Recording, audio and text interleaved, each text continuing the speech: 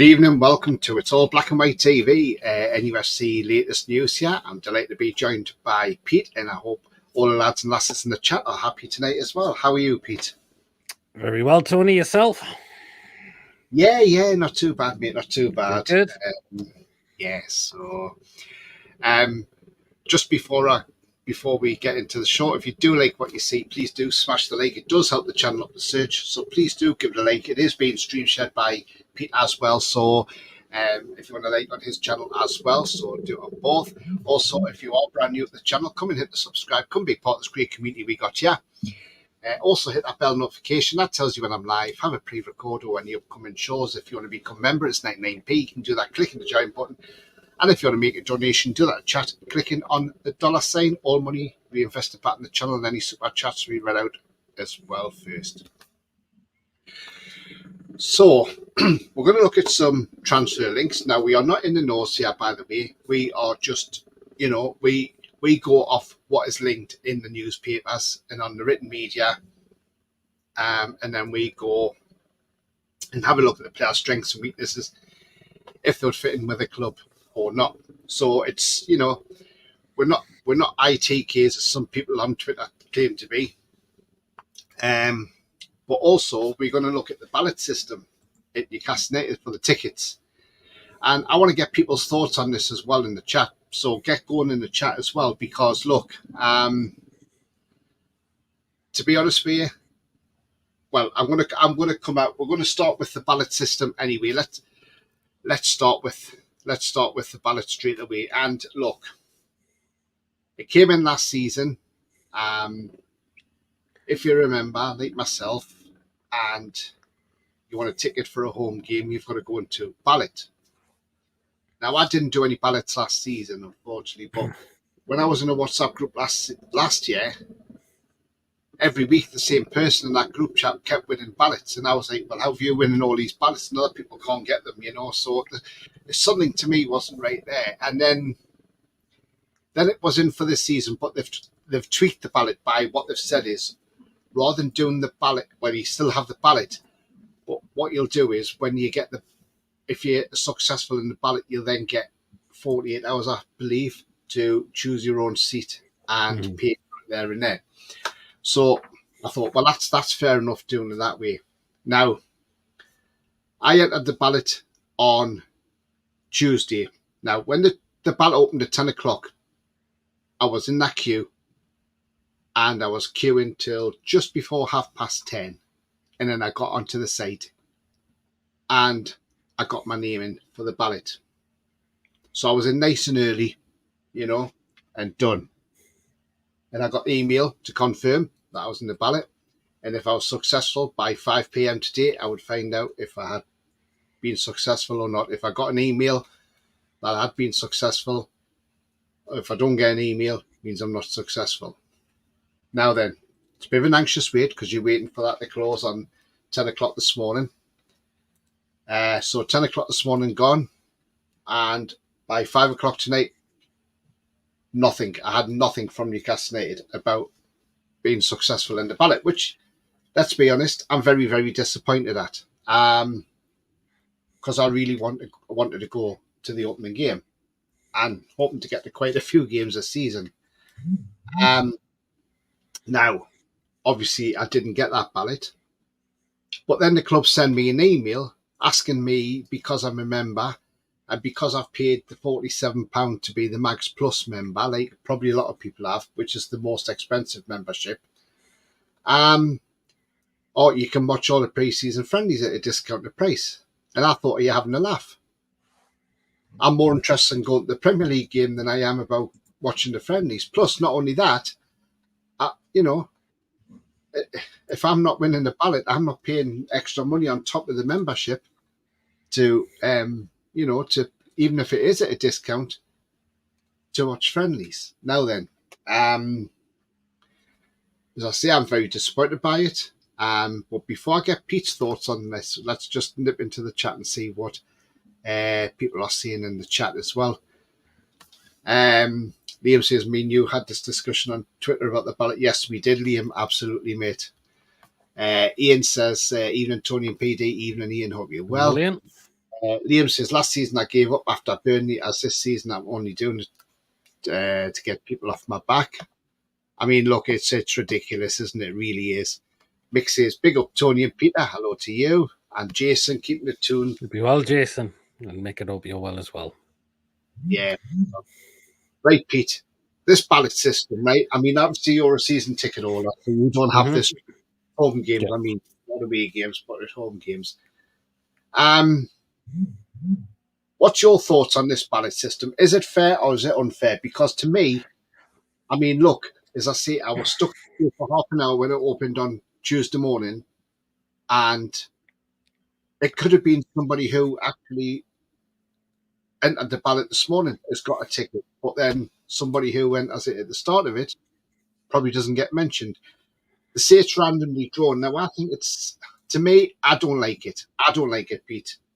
Maybe people in the chat say it's a good thing, but I don't know. But what about you, Pete? What's your thoughts on it? I can understand people's frustration on it. But in a way, I can understand the club why they've done it in a way.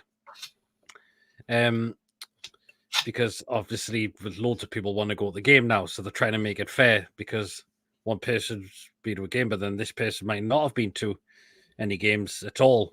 But if it's drawn the same person out, what you just mentioned, Tony, it kind of does need looking at it a bit more in depth, isn't it? I really, really do. It's hard to say for me because, again, I'm a season ticket holder because I go to the away games. But I can understand why the club have done it. I think it works fine for the away games, in my opinion, because it's hard to get to. Previously, it was so hard to get to away games because it's all based on loyalty points. Because they always start the points off too high, pretty much. It could be well over 100. It can go up to 200. So you're thinking, if you've got to wait for the points to, because I've only got 6 points in total. I've got to wait for the points to drop. And the majority of times it was so hard.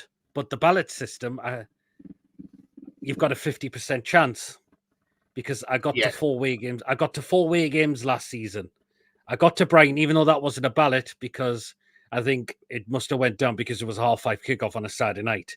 And not many people want to travel that far at that time, possibly for an away game. And I did, but 3 I've won in total, so it's not so bad. Because the season before we finished 4th, the only game I got to was Carabao Cup final. I didn't get a chance to go to any other away games. Whereas last season, I've been to 4. So it does work I think it does work fine for the away games because it's given other people opportunity to go who never got a chance to go. But home one, I think if they said that if there's a lot of talk that it's drawn the same people out, then it kind of, as I mentioned, it does sort of need kind of looking into in a way. Because it must be strange how one person's getting so successful and then someone isn't. Yeah, absolutely. I mean, look, I don't agree with it, right? I mean, to me, if I'm honest, and if I'm honest about this now, look, I think this ballot thing is helping the tourists coming in. Now, I'm not saying this everybody, but what I'm saying is there may be people who have jumped on the bandwagon since our takeover who've never supported Newcastle in their life, and they're now getting tickets for the games. Now, the thing is, look, I understand people do jump on the bandwagon. Man City have had it, other teams get it. But look, the thing is, we are looking at it, right, Peter, is I've supported Newcastle all my life. And I didn't think the last system was bad at all. I preferred it when you could go online. I preferred when you went online. Okay, you might have to sit in the queue, maybe for half an hour, to an hour, whatever. Sometimes 2 hours, depending how quick you get online. Mm-hmm. But you sit there and you wait until it's your turn. And then you go in and whatever seats are left, like I did against Crystal Palace when I went, not last season, season before, go in, pick your seat, pay the money, job done. That is it. None of this crappy ballot. I think this ballot is wrong. I don't like it. And I am going to email Newcastle United because I'm going to say, what am I getting for my £47 membership? Because, to be honest with you, if I enter more of these ballots and I don't win any, then I'm going to start questioning what's going on here. What is going on? Why is this system? What is going on with this system? Now, apparently on Twitter, there was people on a 12 today saying, oh, they've got that ticket for the ballot already. Now, look, I've had an anxious wait all day till 5 o'clock at night. I've been keep checking my emails all day thinking, oh, have I got one? Well, I get it on my smartwatch, and I say, never had one email about a ballot, winning a ballot. And it's very disappointing to go through that, to then find, look, yes, I was a season ticket holder. I did give it up during that regime. But I had every right to, because at the end of the day, what we were seeing was dreadful football. I'm sorry. And when you're travelling to go back and forth, obviously I've lived down in Suffolk now for 12 years. But look, when you're travelling backwards and forth to watch the same old shite every week, there comes a point where you say, do you know what, enough's enough. Now, yes, I wished I'd never given up my season ticket. I wished I'd bought a season ticket before the takeover happened. But that's hindsight now, and I didn't. But what I'm saying is, I just don't think this ballot is working that well. And I think there's something wrong with it, seriously. And I think it needs to be changed. Because, look, I think the old way was fine. There was nothing wrong with sitting online and then getting on and getting your seat. At the end of the day, it should be tough luck if people aren't quick enough to get their tickets, unfortunately. Mm-hmm. The thing is, what they did on that before they brought the ballot system in, they had a certain amount of tickets on sale for members and they kept a bit back for the general public, which was fine. But the thing is, the way I look at it, I think the ballot system's wrong. It needs changing. Something needs doing. I don't think it's fair. I really don't. Some people will probably say I'm crying over nothing. Well, I'm not crying over nothing. All I'm saying is it's my opinion. And my opinion is I think this ballot system is a load of bollocks, if you ask me. I don't think it's right. As I said, if anybody wants to buy a ticket, they should do what everybody else does. Jump online, get in the queue. And if there's tickets at the end of it still, happy days. If they run out of tickets, that's unfortunate, Like when they sold them season tickets, I was literally, I think, 4 behind when they were sold out. So I was unlucky I didn't get one at the time. Now, I know we need a bigger ground. We need a bigger ground because we've got the support now. But the thing is, just the club needs to do something with this ballot system. As I say, I will be putting an email to the club and I'll be expecting a response on the club on it as well. Because, they've made changes to it that the fans have said, but the fans wanted to keep the ballot apparently. But I've never seen no survey to vote on the ballot. Because if I'd seen a survey, I would have said no to it straight away because I don't agree with this ballot. I think it's a load of bollocks. And I think it should go back the old way. Get online. That's a sale date. Say, right, it'll be Wednesday, 10 a.m. There you go. You've got plenty of notice to get online like you used to be able to. You sit in the queue. You get yourself on there about 9 a.m. The queue thing opens at 9 a.m. And you wait for the hour. Then they give you a list in the queue where you are. And that is it. And be done with it. Mm-hmm. But tippy-tapping around the ballot, I don't like it. I think it's wrong. And it's stopping people like myself wanting to get to the football. Because not only is it the fact that I've got to wait and see if I'm successful for the ballot, which is wrong as well, but it means for my travelling as well. So if I get the train, now I could look at the fares and think, that's a really good price for the train. But then whilst I'm waiting for the ballot, in that 2 days, that price will probably go up. But, it's one of those, you can't book it until you find out if you're successful in the ballot. Yes, okay, they're saying there's some being held for next week. But again, it's on a first come, first served basis. But I think how it should work is, if it's a ballot or whatever it is like this, it should be, they should go by order of people going online. And if it's, when I went on the other day, I think I was number 3,150. And I had to wait half an hour to get online just to click yes for a ballot. And I'm very disappointed I never got nothing. And look, and at the end of the day, when you've got lifelong fans who just want to get to the football, but I'll be on that line on Tuesday or Wednesday whenever they put them on, and I'll try my damn hardest to get a ticket off that.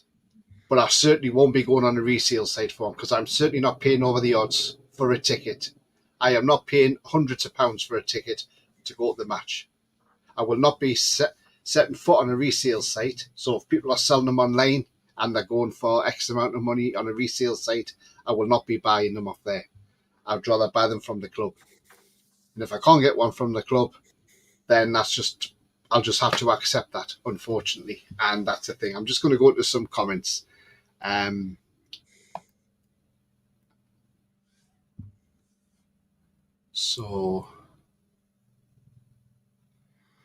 Right, where were we up to? There we are.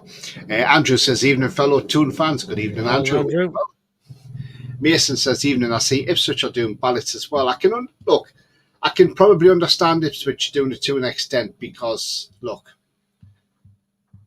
they've been like a team like in League One, then they went Championship, now they've got the Premier League. And I suppose they've got a lot of fans that I want to get in as well. And probably they've got a lot of fans that have just maybe attached themselves. So I can see why they're doing it. Keeping the tune, says Jason says, doing it at random isn't really fair. It should be first come, first serve. I totally agree, mate. I totally agree. Nick Seabright, hi, mate. He says, any news on the right wing, lad? We'll get to them in a minute, mate. Liam says, my question is, where are these people under the fat controller? It's signs have turned it into a plastic club. And I can see where he's coming from, because some of these fans weren't there. And it's like, I don't want us turned into a tourist club, Pete. I don't want us turned into a tourist club. I can see where in a way he's coming from, but people probably have said the times when Ashley were torture. Why should I go there and spend all my money to see our club being ran into the ground? Now, admit, as soon as Rafa left, I said I'm stayed away for a season, and I stuck by me word. But we know the games then had to go behind closed doors because of COVID and all of that. But it was the time Rafa announced he was leaving, that really hit me hard. And it really hit a lot of Newcastle fans hard. And the love said, even though it didn't work, we need to come to a decision and just to try and stay away from a season, to try and make our feelings clear that this fat toad needed to be rid of out of the football club. Oh, God, definitely. As I mentioned, I know it didn't work. I know we couldn't get to the games of the season after that, pretty much, because, again, during COVID, and there was not many going on then. But then, because I was really missing it then, that was a time I purchased my season ticket, and I did get it at the right time. But I could understand in a way, because people said, why should I go pay my hard-earned money for our club to be run into the ground like that from what he done to our football club? Yeah, absolutely, Pete. Mason says, going to try and get through away games through the ballot. I mean, look, the away games, I can see the point in having a ballot. Mm-hmm. Because I can as well. To get to the away games. Same as I. Home games, I just don't understand. I really don't. Mm-hmm. Andrew says, 100% agree. Tony, thank you, Andrew. Liam says, I've supported Newcastle all my life, even though I'm from London. Hey, doesn't matter where you're from, mate. At the end of the day, you're a Toon fan. And look, at the end of the day, we need to be... we need to do something about this as well. Liam says, we're copying the likes of Arsenal as they have a ballot as well. But again, Arsenal's got a huge stadium as well. 60,000. Mm-hmm.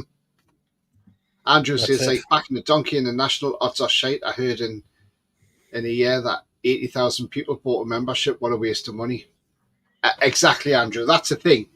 80,000 people have bought a membership. And when you think 80, the money, 000. How much it cost? And yet, even if it's 30,000 tickets, 50,000 people are going to be disappointed because they're not going to get the ground. And this is the question, this is what I'm saying. It's begging the question. Do you go back and buy a membership next year? Or do you regret buying one this year? Because if this is the way it's going to go, then it's just... I know the owners are trying to do everything for the club, but I'm sorry. It's just... It needs to be sorted out. Whoever's thinking of these ideas needs to come back with something better than this, because this is not good enough. Ian says...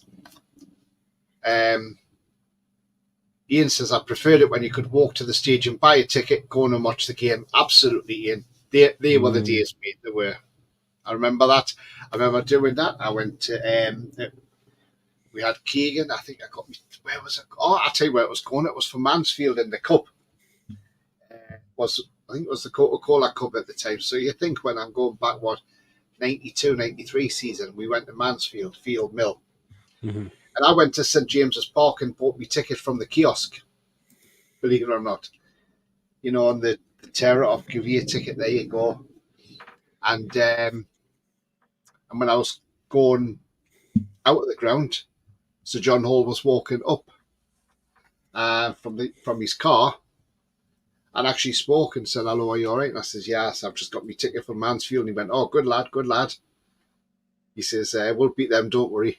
And, nice enough guy. I've got to say, nice enough guy, Could have walked past me and said nothing, but he didn't. He stopped. It wasn't just me he was talking to a few people. So, that's the type of guy he was. But look, yeah, I get what you mean by that, Ian. Yeah, exactly. Just go to the ground and get it. Popmeister, hi mate. He says, the ballots for folks who can't queue up at the exact moment the tickets go on sale. Well, look, that's kind of get where you come from if you've got people abroad or whatever, when they've got different time zones and things like that. But at the end of the day, it should be like that, first come, first serve. Mm-hmm. Mason says, Mick says, we're your mascot at the gates of the game. Warren Dinning, hi guys, newish on here. Hi Warren, if you're new to these channels, mate, do it that subscribe as well, mate, and it helps our channels grow. I think you're on mine at the moment, which is It's All Black and White TV, and you've got PD Proudlock as well, who's with me as well, sharing on his channel. Alan says, evening guys, are the ticket problem always going to be losers in ballot? Not fair. Tony, I don't understand. I've not bothered with it. Just wait till the capacity goes up. I mean, Alan, yeah. I mean, look, I didn't do it last year because I wasn't too sure about this ballot system. I thought I'll give it a go. I want to go to the first game. I really want to go to the first game this season. And I put in for it, and because the thing is, though, it's not the fact that you apply for it, because you've applied for it and you've put your name down. It's the fact you've got that anxious wait now for 48 hours before you know if you're going to get a ticket or not. And that's the thing. And when you don't get it, you feel deflated and disappointed, because you're like, well, what's going on here? So yeah, I see exactly what you mean. Popmeister says, what at work when the tickets go on sale? Well, I've done it before, Warren. When I've been at Popmeister, when I've been at work, I've just put my phone on, gone on the queue, and just sat there. And what I'll do is that you don't have to keep your phone on while you're in the queue. If you know you're going to be on the queue for about an hour, just keep an eye on the time, and then you just go back on your phone, or and whatever, go off to the toilet or whatever and do it, I'm not trying to tell people how to do that, mate, but, I'm just saying there's ways and means of doing it. So, for me, it would have to be in a 3-hour operation at the time of sale. I mean, I do get that maybe what they should do maybe is with these ticket sales as well. Mm-hmm. Why don't they make it at 5 p.m. at night or something when people are home from work? And try it that way rather than 10 o'clock in the morning, because there was times I used to think I didn't like the way they done it in the mornings because people are at work, But look, the way I look at it is, why don't they do it at 5 or 6 o'clock at night? I'm sure they could do it, and all they got to do is put it on at 6 o'clock even. That's when people get home from work. A lot of people will be home from work, and then people can go on and try and get their tickets. But, again, it's what the club will do. Warren says, we're already a tourist club, get over it. He says, I hate the fact that it's apparently globalisation. It's the way forward. I mean, look, you see the Tottenham, you see the South Koreans there with their little flags, for Son and all this. Mm-hmm. I don't want our club turning like that. And that's nothing against South Koreans, by the way, because I'm not being anti towards there. I'm just saying, you look at Manchester United and they've got people, from all over. But, we don't want to be turned into a tourist club, because that's where the atmosphere goes as well, because then you don't have the atmosphere. David says, I think the ballot system should be scrapped. I think anyone should get tickets for every home and away game. I mean, look, I agree. Look, I said to Pete, and Pete agrees, I think the away games is rightful for it, but the home games... It is. Liam says Arsenal's got over 200,000 members. Wow. It's a good money maker, because it makes people buy your membership. You had 3 different classes of membership, and I went for Max Plus. Now, if I just go on to what it says about Max Plus now, the benefits you get for Max Plus. Now, I ain't seen this benefit yet, so I want to know what it is. Apparently, you get first access to selected retail ranges. So I haven't had any invitation for that as yet. Mm-hmm.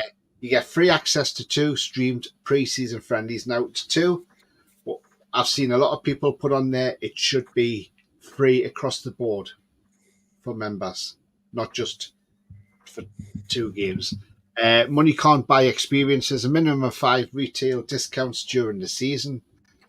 Member of the match competition, access to exclusive in-person events and priority ticket windows for St James's Park events as well.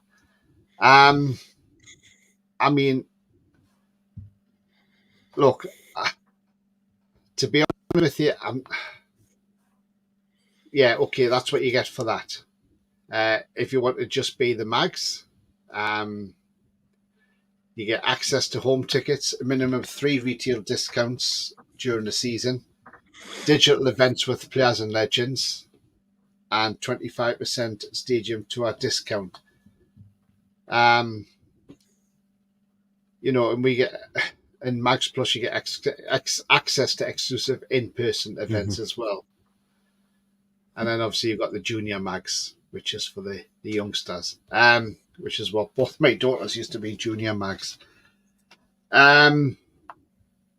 So yeah, they just need to do something about this. Evening All says, Joe, good evening to you, Joe. Jason says, not mention paying out all the money for memberships, etc. Still having to fork out and shed a load out to watch the 6 pre-season games. I mean, look, the pre-season games, there is a thing about it, and I'll read it out when I'll get this post up and I'll read what they've said on it. Right. So the pre-season's friendly pass.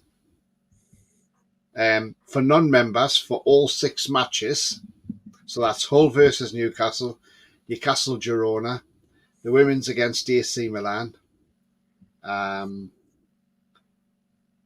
other match in the group, I can't remember who the teams are, and obviously the Japanese games as well. £24.95 for non-members. Now, in some ways, that ain't a bad price. If you think how much you pay for a ticket, add that up. I suppose it is cheaper. If you're a Mags member, just a normal Mags member, you get all those games for £14.99. Mm-hmm. But if you're a Mags Plus member like I am, you get all them games for £8.99. Mm-hmm. But if I'm supposed to get 2 free, technically, out of that 6, you're getting 4 for $8.99, then, aren't you? Because if you're supposed to have 2 of them free, you know, and I mean, people are putting on comments like absolute madness. Membership doesn't come to free access to these matches. You know, it is. And it's a guy who goes on Twitter quite a lot. It's a guy called Rob M. You probably know who he is, Pete. Name rings a bell. He just comes out with transfer rumours and things like that. Mm-hmm. Somebody says should be free after you stump up £47. It's just a bunch of friendlies after all. I mean, look, I put a comment on and I just said, look, no thanks, paid for Max Plus membership, can't even get a ticket for the Southampton game. You know, and I've had 2 reposts and 8 likes on that so far. You know, it's just absolutely ludicrous. Warren says, Sir John, the real Geordie. Yeah, absolutely. What a guy. Andrew says, yeah, got my first ticket in the old Barrack Road Hut, Tony, in 1982. Wow. Oof. If you live abroad, you should be supporting a team in your own country. Harsh, but the truth hurts. I mean, look, there's not a problem with people abroad supporting teams in England. I mean, you know, we you know, John supports a team in Italy, doesn't he? So, you know, I've done both methods. I understand what the ballot is for. I used to always get a ticket under the old system. Absolutely. The problem is, get rid of the ballot system. We need a new stadium. Yeah, we do. And there's talk of we're going to move into leases, and I think that may be the only way we can do it, to be fair, because trying to expand St James's Park is just hard, isn't it? Liam says if there's one you game... You can probably Gallagher then, you could definitely do. Oh, yeah, definitely the Gallagher. It's that East Stand, though. Yeah, it's got to be because of the buildings right closer by to it. If there's one game I want to go to, is West Ham, because like the last time I did that fixture, I met up with a West Ham fan I knew. Nice one, Liam. BS says Tony wants to go and see John Ruddy's debut. Jesus Christ. Tiger says Bournemouth are signing that Houvie centre-back. West Ham signing players. What are we doing when they are coming? I mean, yeah, Dean Hayson, he's going to Bournemouth, and I think that's a cracking signing, by the way. We were linked to him, but I don't know what's happening. But again, was it officially true? Were we linked with him? Yeah. That's what you've got to think. Were we officially, was it definitely true we were linked with him? Because rumours are not always true, that's the thing. Yeah, Pop Mesa says not everyone has a job that you can have a phone on or finish at 5 p.m. That's true, yeah. I mean, look, to some people you can't have a phone in your workplace. 24 days till the season starts. Tristan says, Tony, do you think Mitchell's taking his time finding players this summer because a lot of these rumours are paper talk? Maybe, Tristan, maybe. You know, we'll have to see what happens, won't we? But there again, is it because of the talk around Eddie for England as well? Could this be harming our transfer window as well? Because of the club thinking if England come asking for Eddie Howe, then if we bring players in under Eddie Howe now, would a new manager want these players? And I think that could be what it is. I don't know. Bia says Tony loves North Korea, screw South Korea. Jesus Christ, Bia. Tony, there's a Man U fan in Bristol, we know. Tiger says people don't just want to criticise his club when something wrong happens. If there's 1 week this season, people see what it really is. Patient effort from this club with your S mentality.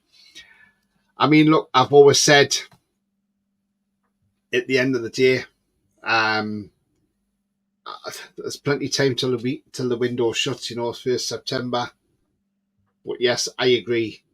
It's not been. You could say the transfer window so far has been pretty underwhelming. If reports are true that like Kelly's out injured, well, that's just bloody typical, isn't it? I've not seen anything at all yet. I haven't either, but it was what John said last night. But hopefully it's just a rumour and there's nothing in it. Liam says, I've always said, Tony, I don't want to become a tourist club. It's a key reason why Man U gets so much crap.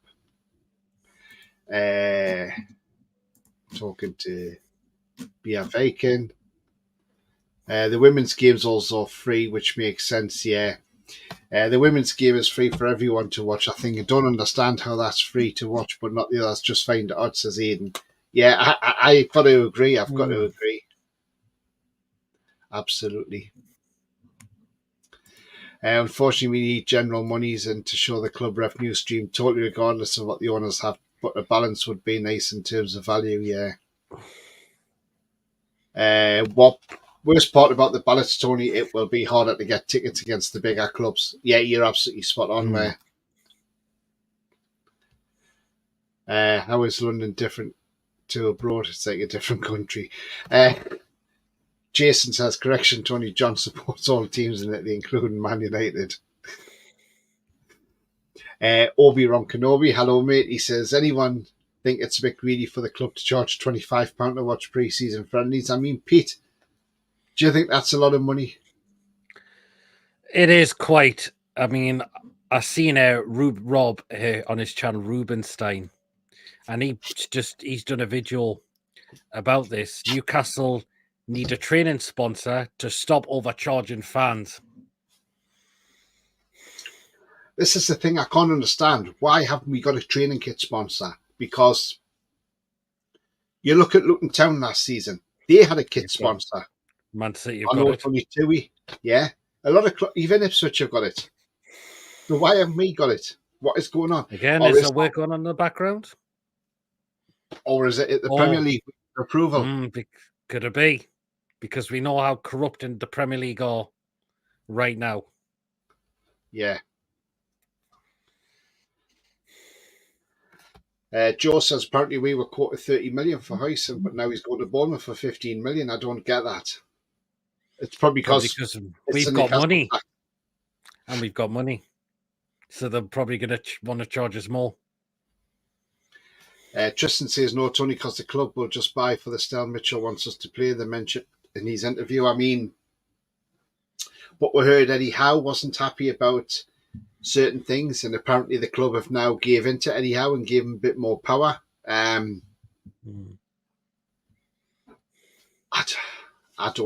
really don't know. Nobody knows, really, to be fair. Ian says it closed the 30th of August. I thought it was the 1st of September, Ian. Are you sure it's not the 31st of August? Because it's 31 days in August.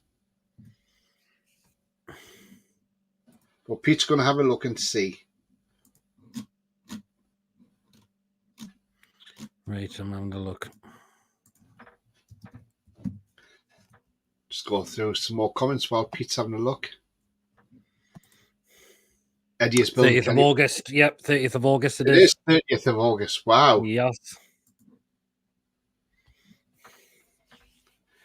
STC was a rumoured training kit sponsor, but hasn't happened yet, says Bia. I think we have a plan, says Warren. Plan A and Plan B, but I've heard it depends on Gordon as to which we go for. He's been called out, hence the hold up. We've already moved. We've just what I've read. I mean, look, I think Gordon will get a new deal. I believe he will. We can't lose him to Liverpool, unfortunately. We can't. Definitely not. It would be a backward step to do that. They could be one of the two that Premier League are stolen, allowing us to go through, if you believe the rumours. Well, that's the rumour going around before the PSR that they were holding it back. Stadium sponsor we need as well. Arsenal have the Emirates and Man City where he had. Yeah, that's the thing. I mean, look, that's another good I haven't got a problem. I haven't got a problem with the club having a name and sponsor if that incorporating it with at St James's Park. And I've said this for a long while. Eel says there's sponsors in the pipeline. Yeah, he did. Yeah, absolutely. Right. And Jason says, don't know if you've seen it or not, but I've just seen that we offered 25 million plus 5 million add-ons for that Chow, but it's been rejected as AC Milan are demanding 40 million or no deal. Thoughts? Yeah, look, I mean, look, Milan are probably valuing him at that because that's probably what he's worth. because he's young as well. But look, surely we can come to some agreement with him.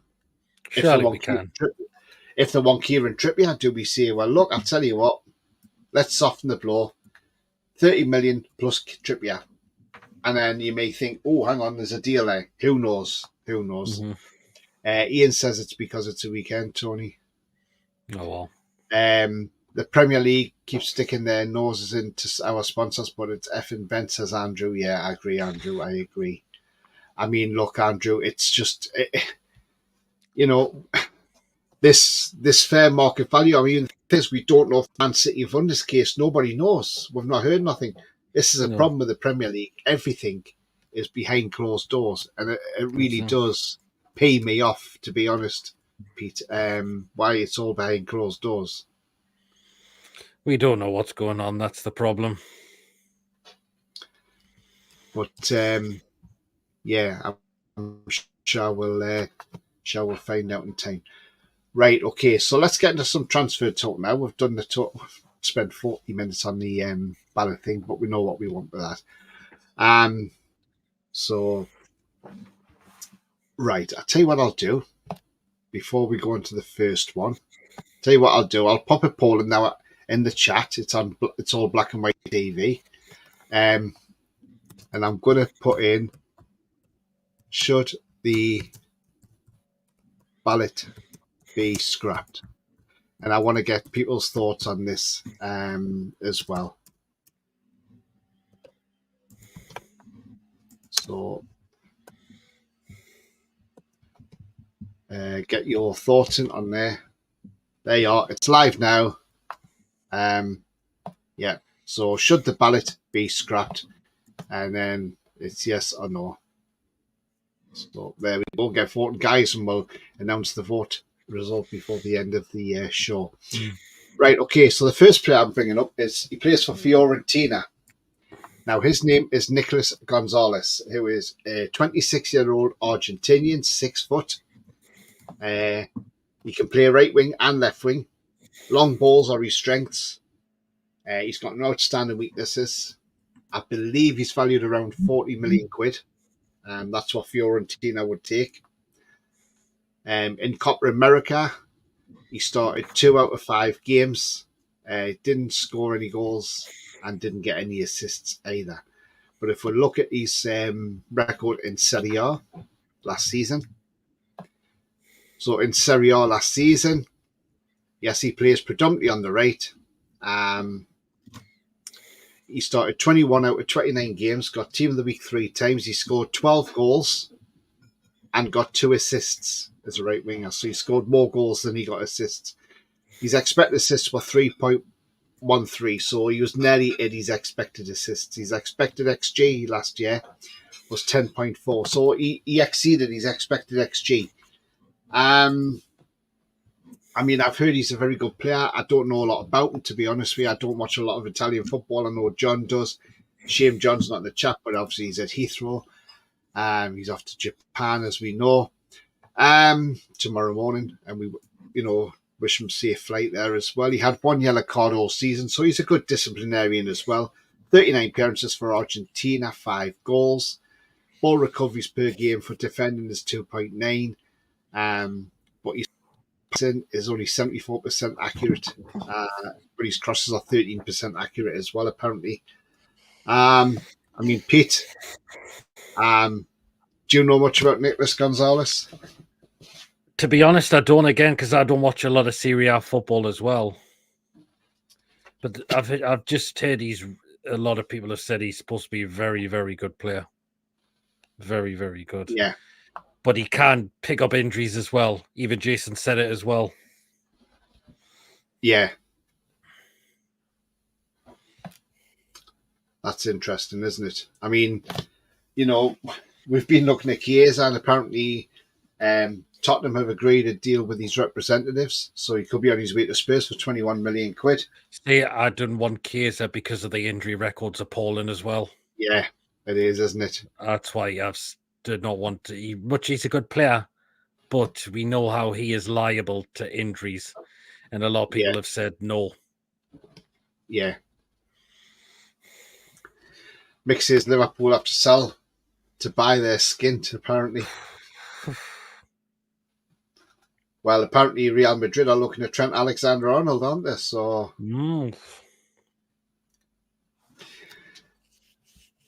imagine how much he'll go for. Andrew says, I just thought the window closed earlier. Mama Flossie's in the chat. Evening all. Good evening, Mama Flossie. Hope you're well.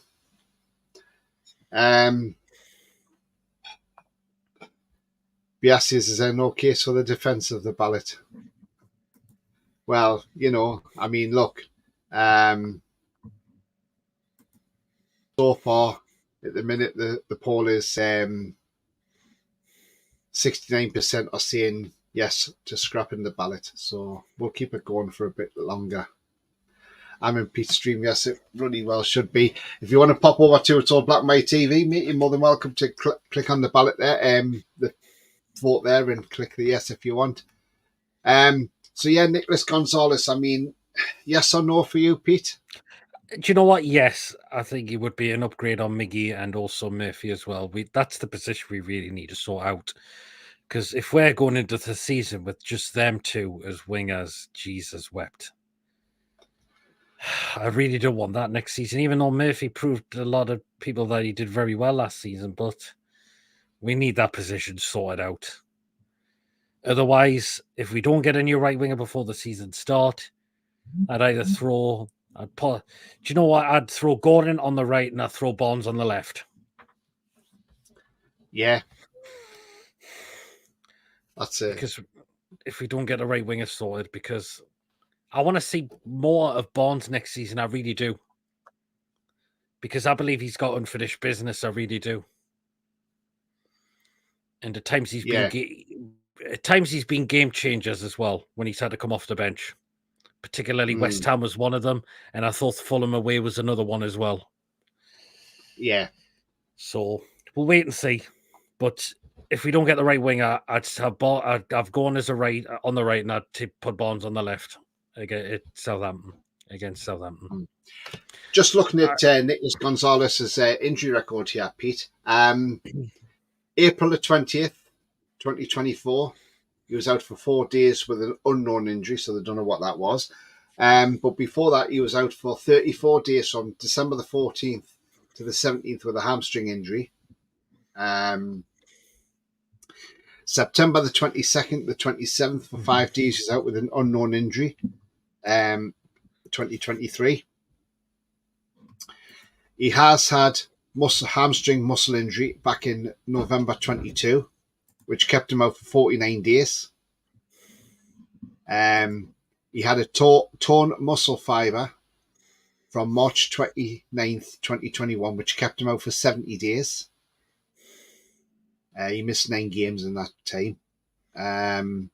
He's had inner knee ligament tear as well. And then looking back and further, he had an ankle injury, a muscle injury. I mean, look, in 23-24 season, he missed 43 days with 3 injuries, which was 10 games. Season before that, 94 days he missed through injury, 5 injuries, and 23 games missed. 2021 season, that would have been the COVID season, 160 days missed, 5 injuries, and 22 games he missed that season. That was his worst one. Other than that, he hasn't been. Well, no, it's not. It's his second worst. It's started becoming a little bit better, isn't it? Yeah. Andrew says, I'll switch channels, give both of you a like. This channel's for all the ugly ones. See ya. Oh, God. I like Gonzalez as he goes straight up on the right and improve, but I'm still stuck on Madueke because I think Howe would do well with him. Happy with either, though. See, yeah, Madueke's a decent player as well. He's young as well. He's got the talent. Yep. But, he's just in the unfortunate club of Chelsea because they've got that many players that don't know how to play. Back post threat as well, proper sniffer. Well, that's what Gonzalez he's really fast. They call him Speedy, says Andrew. Oh, well, that's what we could do with. Speedy Gonzalez. Oh, I got it there. Yeah. Talking of injuries, I don't trust Eddie Howe to stop the injury crisis like he did in these ball. I think that's why we've got James Bunce now. He's going to cut all that out, isn't he? Plus, you've got to look at the medical staff as well. Are they rushing these players back as well?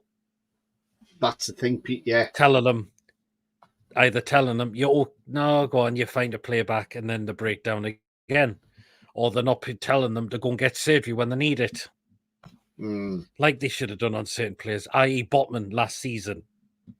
They should have said to him, "We're not happy with that knee." I think even Botman should have said it himself. This knee needs to be looked at. You can't force a player. No. But yeah, he should have. There's a time when you need to really start thinking, I think that needs operated, where you have to come out and say that needs operated on. He's looking well ahead of schedule, by the way. I mean, that's good. Yeah. The Ruffiad Benisian, good evening all. Good evening to you, mate. I hope you're well. Liverpool can sell Salah and then buy Gordon and Kubo, says Warren. They're certainly not getting Gordon. No, certainly not. So Nicholas Gonzalez, definitely sounds one that we could, maybe do a deal with. And again, would be a massive upgrade on Miggy. Let's be honest.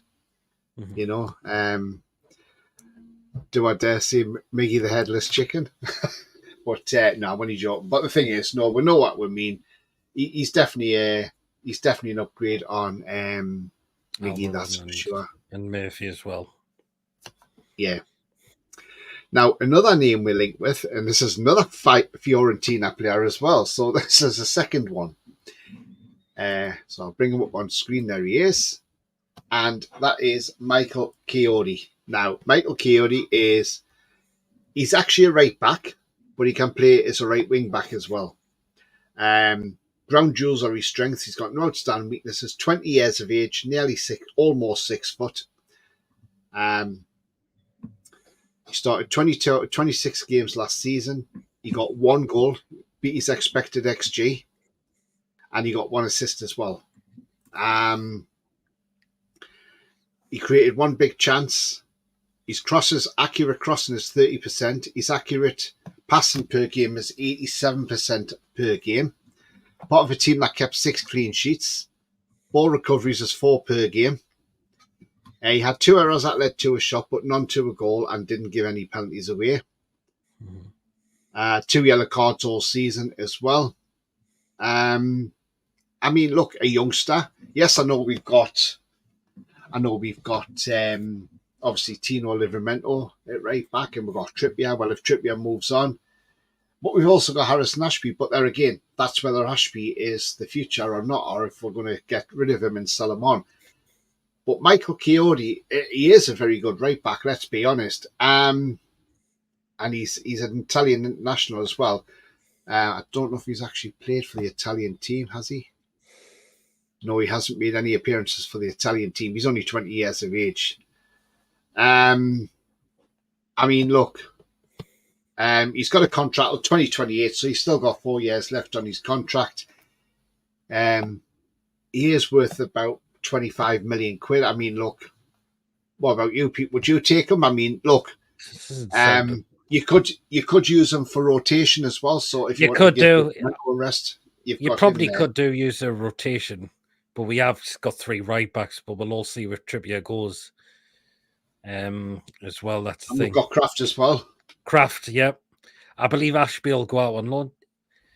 Do you know what? Yeah, I would take a chance on the guy. He might not. He might not be a regular starter, though. That's the thing. But 25 million doesn't sound too bad. Yeah. And the fact is, Trippier isn't getting any younger. He's 33. He'd be 34 in a couple of months' time. Whether he stays or he goes. Yeah, absolutely. I mean, Warren he makes a very good point, yeah, and I actually quite agree to an extent on this. He says Barnes is very much a momentum player, pure on the break, impact player. Start him, he has difficulty getting into games. Now, I think he does sometimes. I think coming off the bench, he does well. He Look can against do, West yeah. Ham. I thought the Spurs game he did very well where he started. I thought he did very well in that game. It's a yes for me. Joe says, is he faster than the Roadrunner? Gonzalez. Aidan says, I don't see Kayode happening, and it would take vital game time away from Tino and Hall, but good player though. Yeah, I mean, look, it's only links. We're only looking at what's being linked in the media, and that's all we'll look at. We're not in the know, so we don't know if we're saying these players or not. But it's always interesting to have a look at these players when they're linked, and we'll see what their strengths and weaknesses are. Mama Flossie says, make sure you hit the like. Yeah, thank you very much. Please smash the like on both channels. That'd be fantastic. Warren says, this is defo a Mitchell deal. Wilson should be moving on. The same with Trippier, says Liam. Well, unfortunately, he's had surgery, so we don't know when he's due back, do we? So that's the problem. And if he ain't due back till, say, October, November, then we're screwed because we can't sell him. Bia says Ashby's going on loan to Championship. Pivash is going to Eredivisie and Qual to Ulster. Oh, God. I think Ashby's fame wasn't used at Swansea due to the back 4-3 change. Yeah, I agree. Ruffyard says Michael Kayode can play both left back and right back. Was his breakout season, could need more development for the Premier League. Yeah. Why is Tony so tiny? Says Ian McKenna. That's better because I have my camera at a different angle and I'm just a little bit further back. So yeah, that's probably why I look a bit tiny. But I'm not tiny really. Well, I am 5'6". So there we go. Right. Now then, as I say, we are linked with him, but there's another player we're linked with as well, which I'm going to bring up his stats, and we'll discuss this one as well. This was a one that I'd never heard of. This was a new link that just come out, and I was pretty much surprised by it, to be fair. And it's this man here. There we go. So his name is Alexander Prass. He's a 23-year-old Austrian, 6 foot. He's a centre midfielder, but high pressing strengths. Weaknesses is aerial duels and passing. So again, 23 years of age. He played in Euro 24. He started 1 game out of 4. Didn't score, and he got 1 assist as well. But if we look at his season, he plays for Sturm Graz. So if we look in the Austrian Bundesliga, he plays a lot on the left as well. His heat maps all over. 30 games he started at 30, 7 goals he got, and 4 assists. 5 goals with his left foot, 1 with his right foot, 1 with his head. He did miss 1 big chance. But wow, out of all that, that's not bad.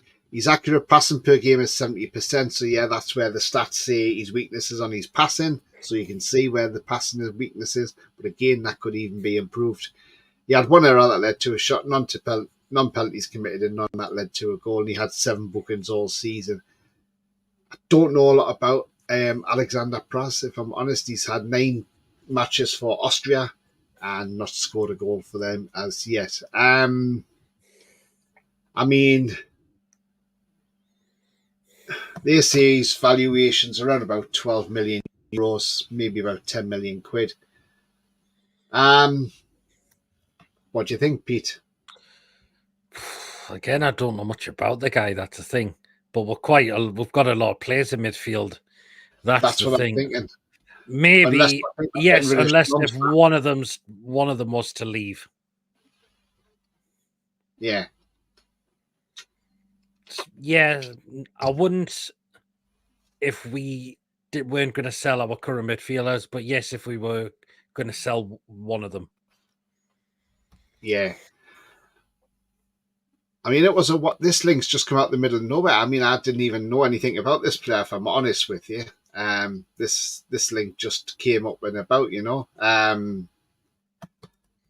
But yeah, I mean, yeah, like you say, if it was to do with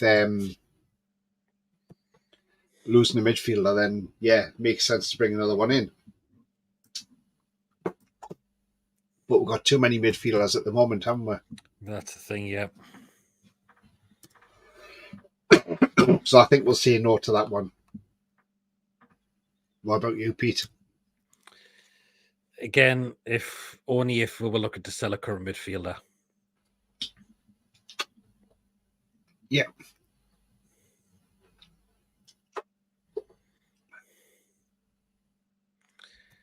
Oh, you're right there, Yeah, Tony. currently we look at him. A bit of a dry throat there. Right.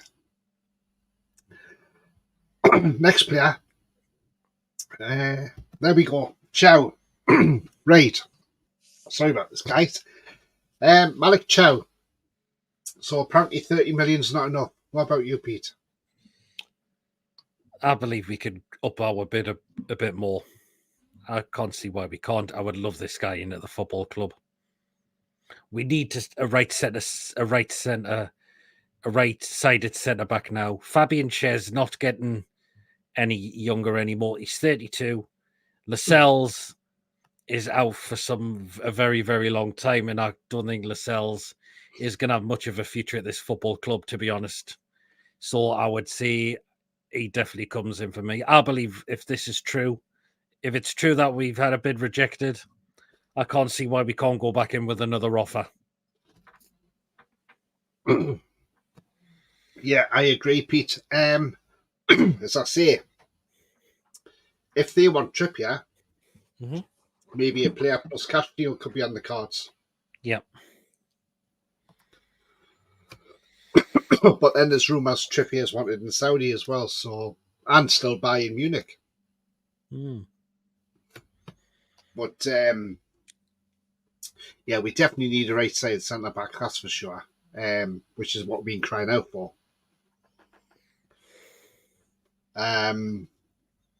What I mean, Ian's asking how do you pronounce Malik? It's Chow. That's how you pronounce it, Chow, as in CHOW, Chow. But because a lot of us were getting it wrong, thinking it was Thiao or whatever, but no, it's Chow apparently.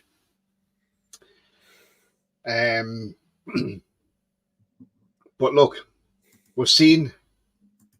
I mean, this is one thing I want to ask you, Pete. Right now, when we sold Maxi to the Saudi League, yep, it had to be on fair market value. Mm-hmm. Now, I think he went too cheap, in my opinion. Now, for what Maxi did in the Premier League, he did very well. Okay, yes, there was times when Maxi he wasn't the greatest, but in a poor team, he was our standout player under the cabbage sheet. Yeah, right. And so if I just go back to his stats now in the Premier, I go back to when he first came into the Premier League with us, which was the 1920 season. That's when Cabbage Sheet became manager. Now, in that season, he played 23 games, he played 26, started 23, scored 3 goals and got 4 assists in his in that first season for us. Now, in the first season, I'm going to compare him to another player, and I'm going to just look at his stats and see what his stats were compared to Maxi in his first season in the Premier League as well. Now, I'll come to this player why I'm asking this, Pete, as well. So I'll just wait till this loads up. There we go. Don't want the Euro qualifiers. I want the Premier League. There we go. Right, okay. So we've just seen, obviously, Villa have sold Moussa Diaby to Al Ittihad for a fee of around 60 million quid, which is a bit of a surprise. He's had 1 season in the Premier League and he's gone. Okay, so he played 38 games and he got 6 goals and 8 assists for Villa. So a little bit more than Maxi. But the difference is Maxi played a lot more in the Premier League than Diaby has.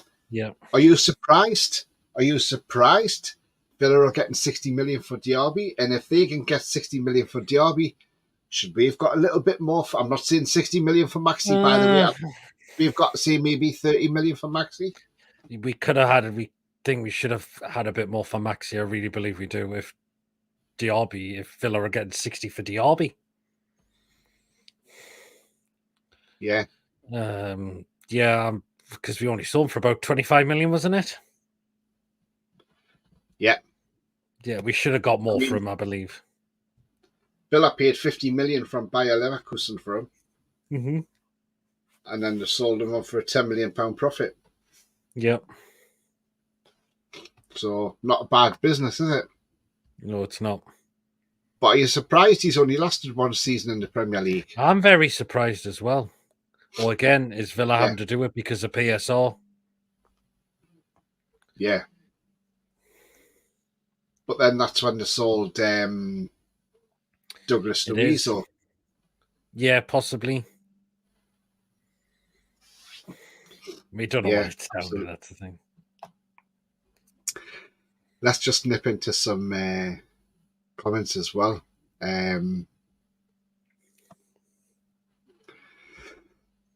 Starting to think John's one of our sort of Serie A players we're linked with.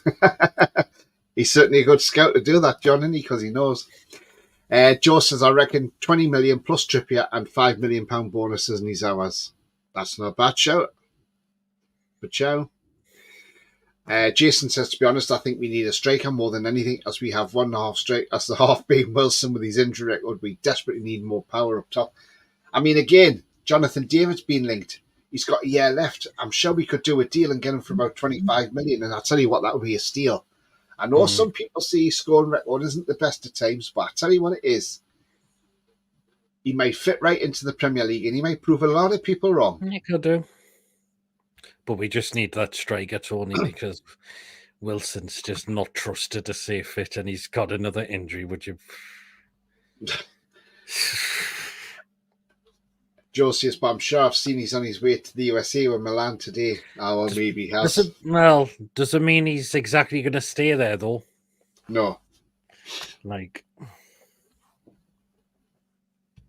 Liam says, much I hate the Saudi League, they could offer us a good amount of money for Trippier. Trippier might want to go there one last big payday. Could do. Warren says, if it's down to facts, we need 2 ready-to-go first teamers and 2 very good squad players. Forward, right, central, right. Forward, right, central, right. Forward, preferably a good hitter of the ball. Yeah, I go along with that. I mean, Jonathan David's no slouch in front of goal at times. We know he's not the, like I say, sometimes his scoring record can be a bit erratic or whatever. And he has had his injury problems. But in Ligue 1 last season, he started 30 games out of 34. He scored 19 goals, so he's got a 1-2 ratio. And 4 assists. 3 with his header, 3 headed goals, 6 with his left foot and 10 with his right foot. And he won 2 penalties as well. 2 of his goals come from outside the box and 17 were inside the box. And he had 4 yellows all season. And he provided 4 assists as well. So look, Jonathan David, if you can get him for 25 million quid, that would be an absolute steal. Finishing, anchor play, positioning is his strengths. Weaknesses is his aerial duels. He doesn't score many others. But again, he's young enough to get that out of him. Ball control lets him down at times as well. But look, he's 24 years of age. And you can't rely on Wilson for next season. Definitely not. Because, look, we know Wilson doesn't play a full season. He can't. I think I mentioned it the other day on my video. In the time Wilson's been at Newcastle, he's missed 473 days with injury. That's shocking. That is shocking. It is. And stats don't lie. Stats don't lie. We're there to see.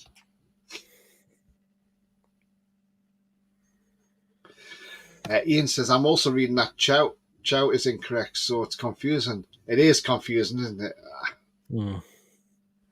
Ruffyhead says Chow is going to AC on Milan's AC tour, so appears he may not be advanced, but could also be possibly a smokescreen. Could be. I mean, look, we've been linked with Todibo as well, Jean-Claire Todibo. I mean, Oh, yeah, I heard about that as well. But the only problem I've got with that deal is, will Ratface make it open for us? Because, he doesn't have to something to us, does he? And he could demand double. Oh, Jesus, yeah. That's the only thing. The man who lives in his car. Sleeps in with his clothes on.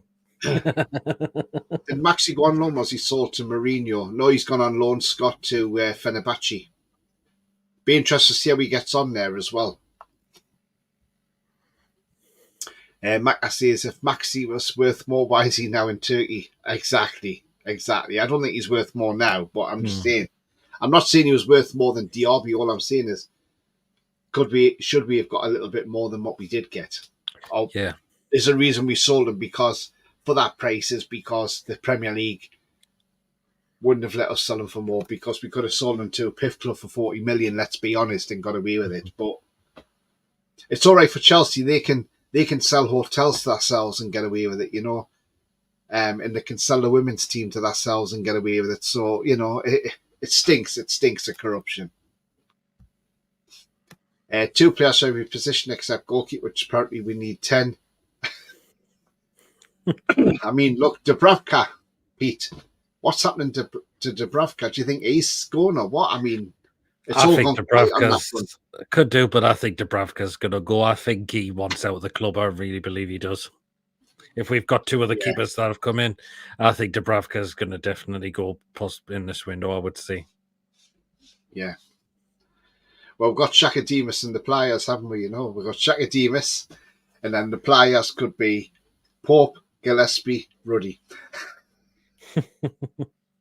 There you go. That makes up the group. Small money it's all money into the PIF. Macca says, why no club from the top leagues take Maxi from Saudi? I don't know. I really don't know.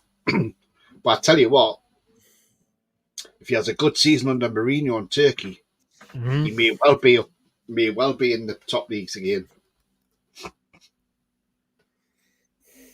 In today's market, Joe says he should have went for 35 million plus. It's all money into our coffers, absolutely. How I feel like getting the money for an honour, though, says Mason. Well, if they've just sold Diaby for 60 million, 50 million for an honour, good signing that, by the way. I think that could be a big loss for Everton. BS says Jonathan David's trash. Well, the fact is, look at players that we had from Lille. Kabay. How good was he for us? Was Debussy another one? Yes, Debussy. Yeah, he was a great player. Debussy wasn't too bad. Botman. Yeah. Who says that Jonathan David might just come good? You never know if we did get him. I mean, the thing is, if you've got, but he scored 19 goals in 34 games last season, Jonathan David. So how can you say he's trash? Thing is, though, he may come into the Premier League, and the Premier League might be his game. It could well be. You never know. Or he could be another Chris Wood, but although we can't criticise Chris Wood because he did score a hat-trick against us, and it had to be his first hat-trick in the Premier League. And why is it always, when there's a milestone, it's always against Newcastle United, never any other team? Oh, God. Or we just let him be that good. Yeah. Joseph Bunty Tony's agent was 10 million for himself. Problem with the David is reports that his agent wants 10 million. And so is Aidan saying that as well.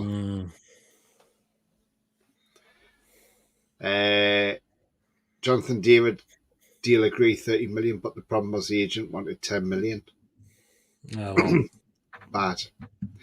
Only paid 10 million to an agent if the player is good. David is rubbish, says Macca. I know Roma are looking at him as well. PSG is League 1, the equivalent of League 1. Agents have so much power these days. Yeah, they do, absolutely. Some of the agents out there are holding players back from bigger things like what David's agent's doing. Yeah, they do. I mean, look, we had the same. If we go back to Ekitiki, whichever way you want to call him, or Chicken Tikka, whatever you want to call him, right? His agent wanted a shitload of money, and we didn't pay that. No way. You know, that was just stupid for a young player. Liam says, get Dominic Solanke. It wouldn't be a surprise if Eddie Howe wants They want 70 million, and he could be a one-season wonder striker. Somebody says, have Ivan Toney for 40 million. One player had a lot of links at clubs has gone quiet in weeks. Is Dortmund's Donald Marlin would love him at the tune. Apparently prefers left wing and centre forward. Yes, he's a good player. I liked him at the Euros. He was really good. Didn't have such a good game against England, but that game against Romania, he was on fire, wasn't he? Do you remember him, Pete? Oh, yes. The Dutch winger, 25 years of age. He can play right wing striker and left wing. 25 years of age. He started 2 out of 4 games, scored 2 goals, got no assists. But if we look at his record in Bundesliga, did he play against us in the Champions League? I can't remember, you know. He might have done. He started 21 out of 27 games, scored 13 goals, and got 1 assist. So obviously prefers playing up front. But again, he's got pace. Just going to have a look in the Champions League. See if he did play against us. I'm sure he might have done, you know, Pete. But again, I'm not 100% sure if he did play against us in the Champions League. He may well have done.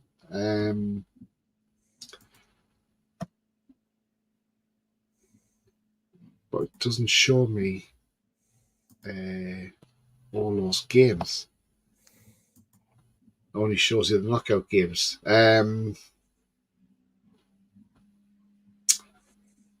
Bit of a strange one, that, because I thought they would have showed you. No, they don't. But if we look at he got a scoring of 7.9 against PSV. He played 82 minutes, scored 1 goal, and had 34 touches of the ball. So, yeah. Not a bad player at all, is he? But I can't remember if he played against us in the Champions League or not. I don't think he did, to be fair. I've wanted Dubravka since he wanted Man United. I think Ruddy is a goalkeeper coach role. Jonathan David, good for a goal against Clermont, Auxerre and Lorient and Le Havre. Says, be a Viking. Yeah, maybe. Maybe he is.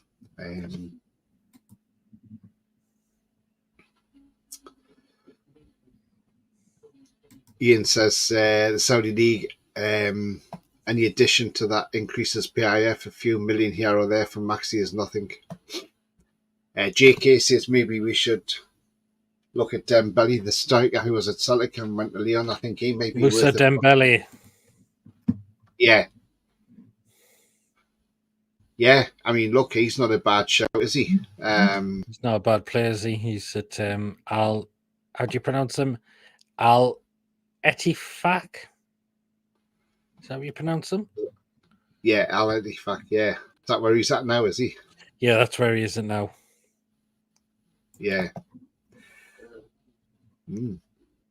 Might be with a punt, I suppose. Chris Wood 3 times as good as David. But still, Chris Wood still misses sitters. Yeah. Keeping it. Jason says Pope, Bill Ruddy, OAP Ruddy, Dubs, Gillespie, 5 first team keepers. That's 5 30-plus-year-olds, and apart from Pope and Ori, possibly I don't rate the rest. Jam says, good. Greetings, everyone. Any new links? Apart from the ones we've spoken about.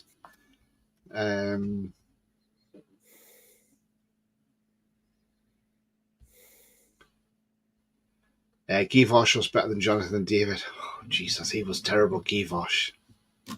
What an awful player he was. Oh, the replacement for what was supposed to be for Les Ferdinand. God. Yeah, he was dreadful. He had a good World Cup, but that. And Des Hamilton was supposed to be the replacement for David Ginola. Oh, he was bloody poor, Des Hamilton, wasn't he? We have seen some very different news today, some sad news in the world of football as well. I mean, look. Mason just put it in, I believe. Probably one of the best, one of the decorated clubs of France. There it is. Bordeaux. Yeah, Bordeaux has decided today that it's ceasing to operate as a football club anymore after it was relegated to the third tier of French football. They have now decided the time is to cease trading as a football club. And they have now stepped away. I mean, look, these were 6-time French champions as well. After they went to the semi-professional third tier, and have now decided to give up. I mean, it's a shame. It's a real shame for Bordeaux. I feel sorry for the fans because that's a football club that's been taken away from them. Yeah.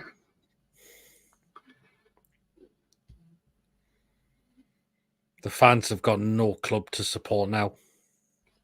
No. That's who you feel for the most. Yeah, absolutely. I mean, shall we signed a player from Bordeaux before? Gouffran? Didn't Marvaux come from there? Or Sylvain Marvaux? I'm sure he did. He might not have. Let's have a look. Right, Marvaux came from... No, he came from Rennes. Rennes. Yeah, that's right. Sure, we have signed a player from Bordeaux before. But it was Gouffran. It was Gouffran. Gouffran. There you go. Yeah. So what this says is Bordeaux have renounced their professional status after being relegated to the third tier of French football. The former Ligue 1 site saw the Liverpool's Fenway Sports Group takeover collapse. They face financial problems for years and no longer operate. The 6 times French champions are relying on a takeover from Liverpool owners, but the group have called out and they've renounced their professional status, first obtained in 1937. Mm-hmm. They have said is that the shareholders decided not to follow through. Insurance was provided. Therefore, in the absence of the new elements, Bordeaux withdrew their appeal lodged against the decision, dated 9th of July. As a result, it accepts a sanction of administrative demotion within National 1 Championship for the 24-25 season. But Bordeaux has folded. The club informed the French Football Federation that it was renouncing its professional status. Player contracts will be terminated and training centre closed in order to reduce financing needs. It's over. So it's over for them.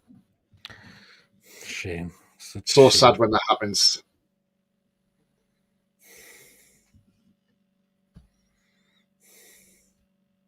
Yeah, such a shame for Bordeaux, but we've seen it happen in England with many clubs. But the thing is, though, didn't Ben Arthur play for Bordeaux? He did.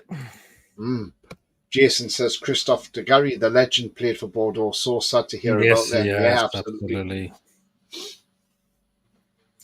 I mean, it's a shame when these clubs go. But I've got a feeling one day through FFP, this will happen to a club as well through FFP. It's going to happen. It will do. But yeah, it's just getting so sad now that clubs are just going out of business because of it. Mm-hmm. We send a player that never played for us apart from that free kick goal at West Ham. Oh yes, yeah, the mystery man. Savvy, Henri Savvy, yeah. That was a good goal against West Ham, that free kick, by the way. Mm-hmm. Liam says they'll create their own club like Hereford fans and Wimbledon fans. Yeah, they may do, yeah. We've seen that with many a club, you know. Ian says, hard reminder why there are financial rules. Yeah, I get that, Ian. I mean, look, Kevin Nolan said it yesterday on TalkSport. He said, but when you've got teams like Newcastle who've got money, why should they be restricted? Because of these silly rules. It's not like Newcastle's going to go out of business with these owners. And he's absolutely bang on. We ain't going to go out of business. That's the thing. These owners could, I'm not being funny. The club could go out and spend $1 billion and it would still be well in profit. You know, but the thing is, we can't go out and spend $1 billion because we're not allowed to, because the rules state we can't go out and spend $1 billion. But you know, what I'm saying is to the owners that it just wouldn't hurt them if they spent $1 billion on players, because at the end of the day, they've still got plenty of money in reserve. So yeah, and I'm not saying the club's going out and spend $1 billion, by the way, but you know what I mean by that, don't you, Pete? Yeah, absolutely. It wouldn't hurt that bank account, that's for sure. It would just be a small dent. That's it. But Bordeaux kept a clean sheet against Jonathan David, says Mac. I mean, it's a shame. You see, when these takeovers collapse, it is awful. And it's not the club. You feel for the club, but you also feel for the fans as well, because we're all fans. And if something like that happened to us, we would feel pretty much, you know. I mean, like, look at the way all us Newcastle fans rallied around Gateshead when the council, all that business, when they couldn't go in the playoffs and compete for the Football League because of Gateshead Council. And then it really infuriated a lot of Newcastle fans, because Gateshead Council got a lot of stick as soon as they said, oh, congratulations, Gateshead's won the FA trophy. And Newcastle fans were first to jump on there and say to the council, how dare you congratulate them when, you know, you've stopped that progression to the Football League and all that. And, yeah, that's it. You know, it just shows you, I think they forget that, you know, although Gateshead's a non-league club, Newcastle fans still like to follow them and see how they do. Yeah. Because at the end of the day, they're our local club, aren't they? Yeah, absolutely. I just hope if they get the playoffs this time, I hope they can get the competing it, because I think if they got, you know, it'd be nice to see them get to the Football League, Gateshead. Absolutely, yeah, it would be. Rob Elliott's done very well, and he's got the job permanent now. So let's see how they do next season. Liam says more clubs went bust or closed since FFP, Bolton, Wigan, Leyton Orient, Gateshead, Southend, Scunthorpe, and many more. Man U are over $1 billion in debt and can do what they want. But he's getting rid of staff, isn't he? Oh, they're making long-serving staff redundant. Jason says, look at poor Berry, who had to suffer. And you got the likes of Man U, who are $1.5 billion in debt. Barcelona are in debt. Nothing happens. Yeah, absolutely. I mean, it happened to Rangers, didn't it? They had some financial irregularities and they got dropped to the bottom tier. Third division, and that they're way back up again. Mind, they made light work of the third division, didn't they? I think they only drew one game and won every other game. Well, yeah. Yeah, and then that's what Jason just said there, just like Rangers when they went relegated. Yeah, but if Pip then pulled out, we would be effed, says Ian. PSR and FFP essentially to stop clubs going bankrupt. But then I don't think, even if they did eventually ever pull out or sell, I think they would sell, but they would sell to somebody wealthy, because It would have to be somebody wealthy buying the club. Because they, like Amanda Staveley said, got the club for a bargain of 305 million quid. Mm-hmm. And we go on and have success. And by the time we bring all these big sponsorship deals in eventually, look where we could be. And how much would the club then be worth? It'd be worth in the billions. We need to strive to the type where Real Madrid can have a sleeve sponsor for 75 million quid a season. That's just outrageous, isn't it? Certainly is. And that's just for the sleeve, though, Pete. So God knows how much they're getting for the fronter shirt sponsor.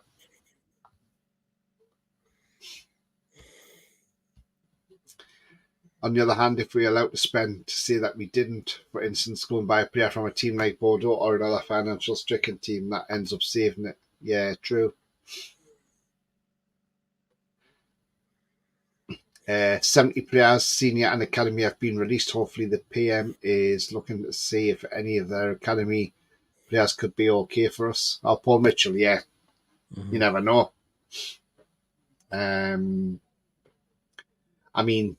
Yeah, it's just sad. It's just sad. You got to feel for them. Mick says, can you remember Gates in the Football League? I can't remember ever Gate. I think it was before my time, mate. Well before my time. Liam says, Hereford went bust in December 2014, the club that beat us, if you remember. Well, again, it was the year I was born, that the Ronnie Radford goal. But yeah, we keep getting it. Do you notice, though, when we go on the FA Cup and if it's on TV, they always bring it out, the Hereford goal, or now the Cambridge result as well. Do Bordeaux have any good players? I don't know. I'll have to look at who plays for Bordeaux. Who was playing for Bordeaux at the time? Oh. Let's have a look. Bordeaux.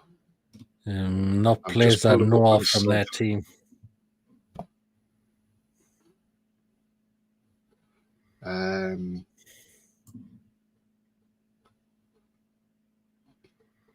Yeah, because they're relegated to League Two, weren't they?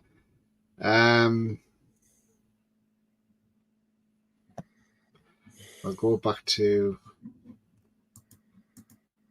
League One.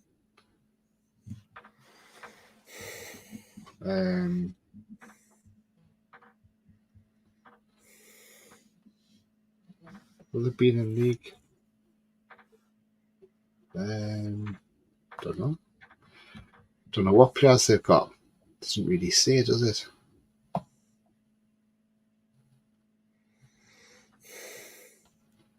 Oh, here we go. Ewan Barbet, defender. Pedro Diaz, a midfielder. Not a lot of players I've known there, to be fair. No, same.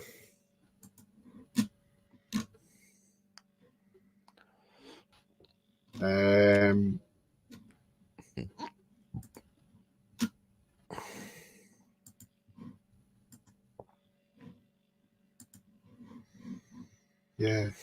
Shah. He rings a bell. Matthias de Amarin, 19-year-old French international, or Frenchman.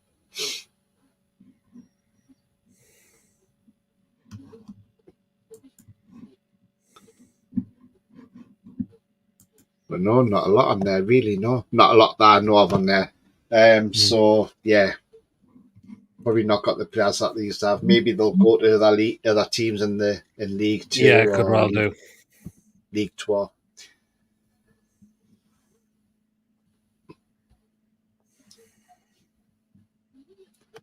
Man U are the old Newcastle, but with Ratty. Yeah, they are. Rat face, absolutely. It took 2 years for Rangers to get from the bottom division to when even Berwick got a result against them. Yeah, absolutely.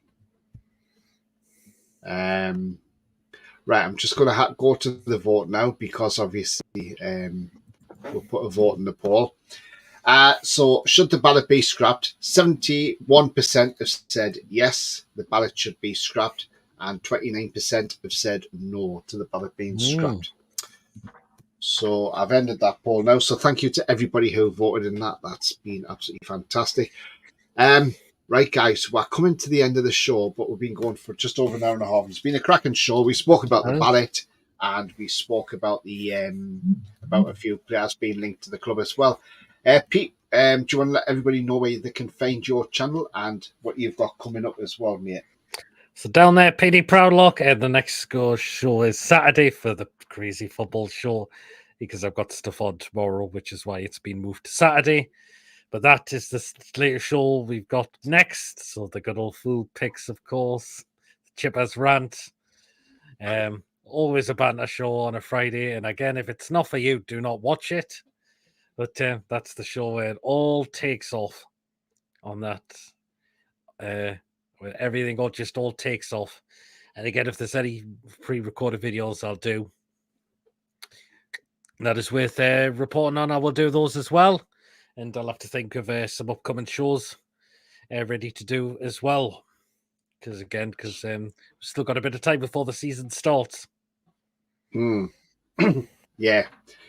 The Ruffiette says, by the value of players who have gone to senior football, Bordeaux had the 5th best academy in France. Interesting. Interesting one. Great show, Tony and Pete, as usual. Thank you. And I've just checked. Thanks, guys. Enjoyed that. I've just checked 3 so far, 3 subs away from 2,200. Wow. So if you haven't yet subscribed to PD Proudlock's channel, get yourselves over there and help him make that happen. He's only 3 away now, guys. So well done. Yeah. So obviously, you know where you can find me on my channel now. Warren came on tonight. Absolutely fantastic. Don't forget where we are now. What have I got coming up? Not sure what I've coming up yet. I'll have something probably maybe Saturday or something.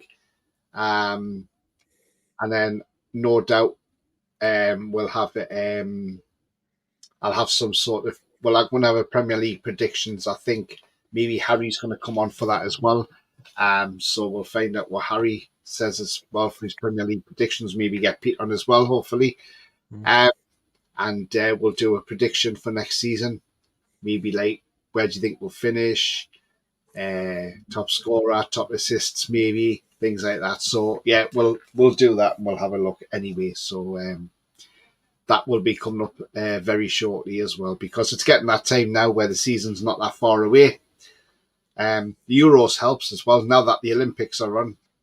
As well, if there's a bit of football you can watch there as well. So at least there's football on all over at the moment. And we shall see what happens. Warren says, good crack. I'll pass it on. Cheers, mate. Thank you very much. You're not doing a Celtic watch along on Saturday night, Pete? No. You can tune in and watch that, Ian, if you would like to. That's your team. Ian says, remember, Pete, with great power comes great pies.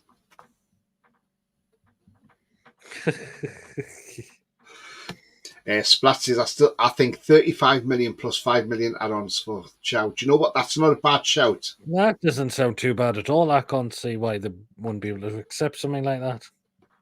Yeah, absolutely. Yeah. That's it. The boy says there, Warren. Jason says, great show, lads. Cheers, Jason. Thank you very much indeed. Yeah, so like I say, that's what I've got coming up on my channel. Yeah, we'll see what happens. But anyway, if you have enjoyed what you've seen, you haven't yet smashed the like, follow Sean the Sheep there and smash them likes. That'd be fantastic. Thank you. Also, if you're brand new to the channel, come and smash the subscribe, be part of this great community. Also hit the bell notification. That will let you know when I'm live, have any pre-records or upcoming shows as well. So keep you in the loop as well. But look, I know a lot of people are a bit anxious about what's happening in the transfer window. Don't be anxious. I'm sure it'll come eventually. And the thing is, we could be doing deals now that nobody knows about, and all of a sudden it'll be bang. There you go. There could even be players all ready to go to Japan. Who knows? Who knows? And remember last season when Eddie Howe denied that we were saying Harvey Barnes, but Harvey Barnes in the next room to Eddie Howe. So, you know, and we've seen the surprise when Ashworth went and brought Isak from Spain. So look, lots of things can happen. There's a lot of twists and turns to go. This is the roller coaster, remember. You know, it is silly season with the transfer window, but look, let's enjoy it. And eventually, the players will come, and then we'll all sit back. Let we judge the window when it closes. When the window closes, that's the time to say, has it been a good transfer window? Yes, it hasn't been overwhelming at the moment, but, you know, things will get better, and things can get better. So, and as I always say, remember, the future's bright. The future is definitely black and white, and it's bye-bye from me. And me. How are the lads?